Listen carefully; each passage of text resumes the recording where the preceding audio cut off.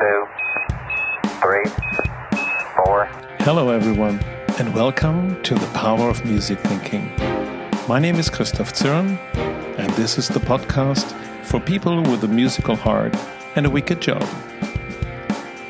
We're looking for stories, insights and tools from the big world of music to inspire leaders and followers to listen, tune, play and perform in whatever field you're operating.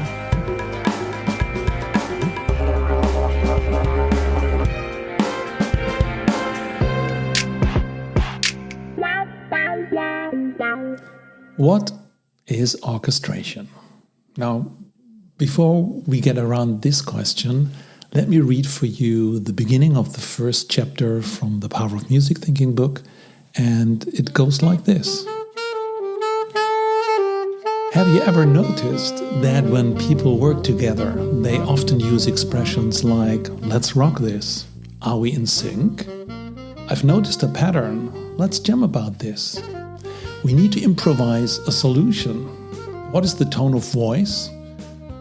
We have to find the right rhythm and cadence.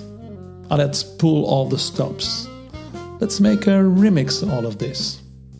Or we should orchestrate this for the whole organization. Now, the pattern behind these expressions is that they all have a musical context, whether the person using it is aware of it or not. So, what if we were to dig a little deeper into what is behind these concepts and the rich repository of meanings, ideas, and inspirations? What possible analogies are there between what happens in music and what happens in business? Now, this book is about recognizing a pattern in one system and realizing it in another system to create meaningful collaborations. Okay, so far the intro from the book. There's one expression, was the last one in the row, that comes back to me regularly. I see it on LinkedIn and on other social media. I hear it in conversations. I see it on job descriptions and on many other places. It's about orchestration. And often there's an orchestrator. But what is orchestration? And what is an orchestrator? What does he or she do? Is everybody now a musician or a music thinker? Is it important? And why should we care?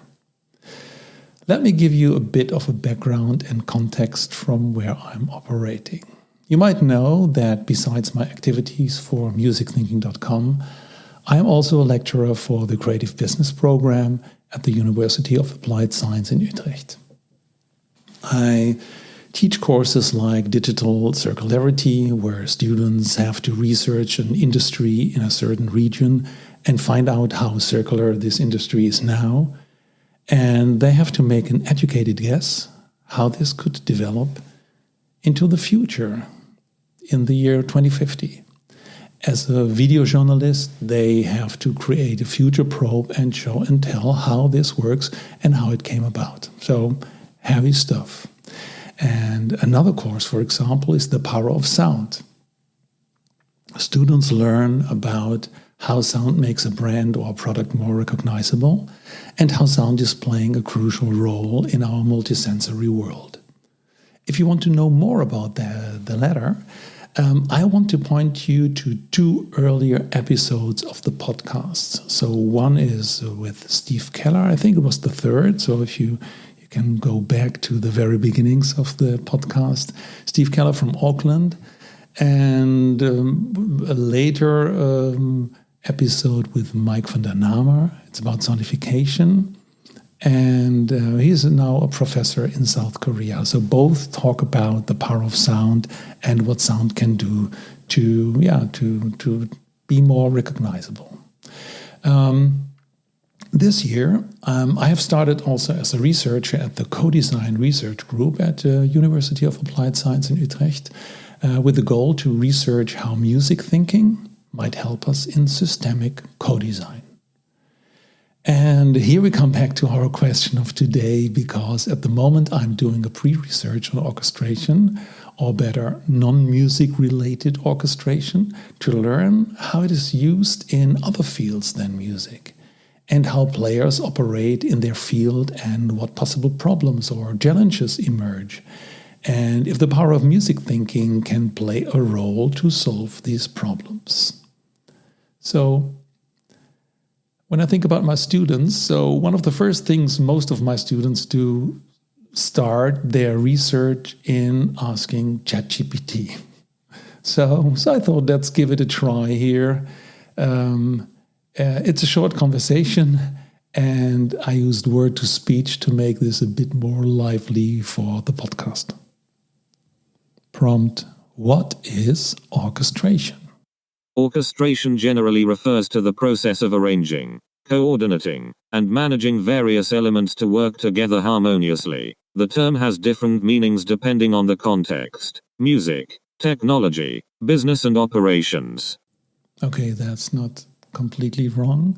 And okay, tell me more about the first one, about music. Music. In music, orchestration is the process of arranging a piece of music for an orchestra, assigning different parts to various instruments. It involves deciding which instruments will play certain melodies, harmonies, rhythms, and dynamics, creating a cohesive sound. Okay, thanks. Where else can we find it? Technology. In IT and software development, orchestration refers to the automated coordination and management of computer systems, applications, and services. For example, cloud orchestration automates the management of servers, networks, and storage to ensure that different services run smoothly together. Okay, that's already something, let's say, completely different. Interesting. And the last one? Business and operations. Orchestration can also mean organizing and managing different processes, tasks, or teams to ensure efficient and coordinated operations. For example, business process orchestration integrates various workflows to streamline tasks and improve productivity. So, this conversation went on for a little while.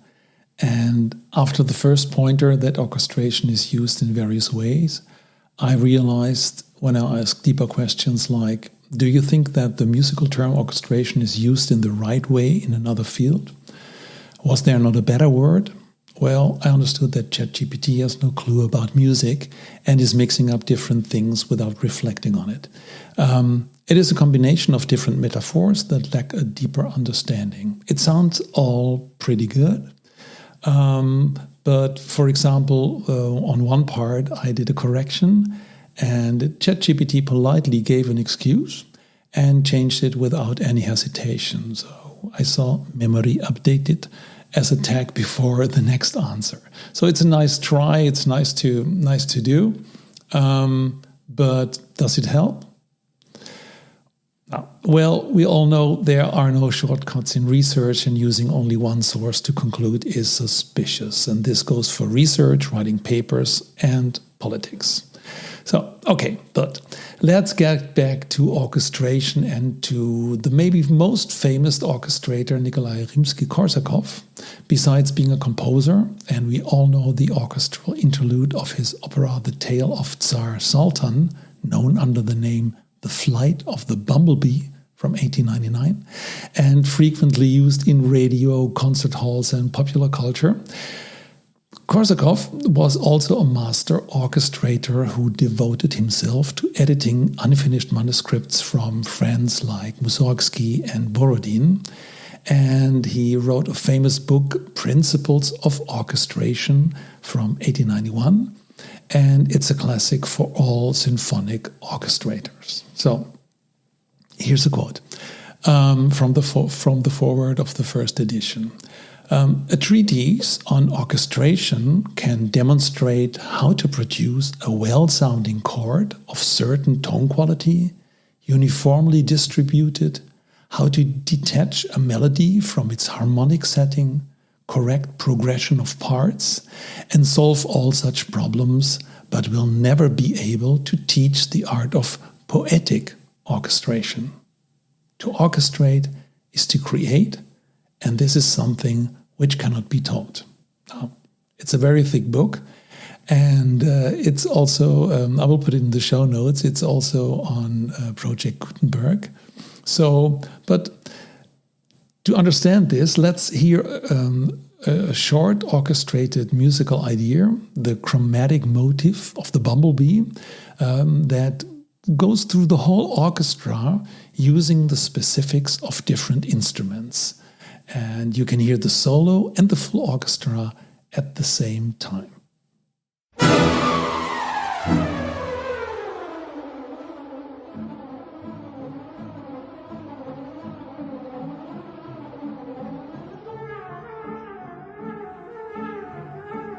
So we just heard the chromatic element from the strings went to the reeds, and now it's going back and forth between the strings and the rest of the orchestra.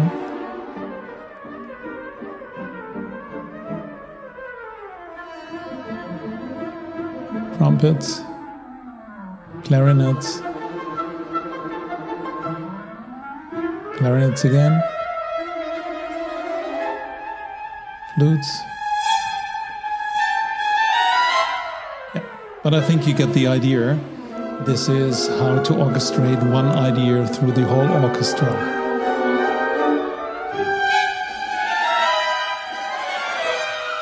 So, but this is music.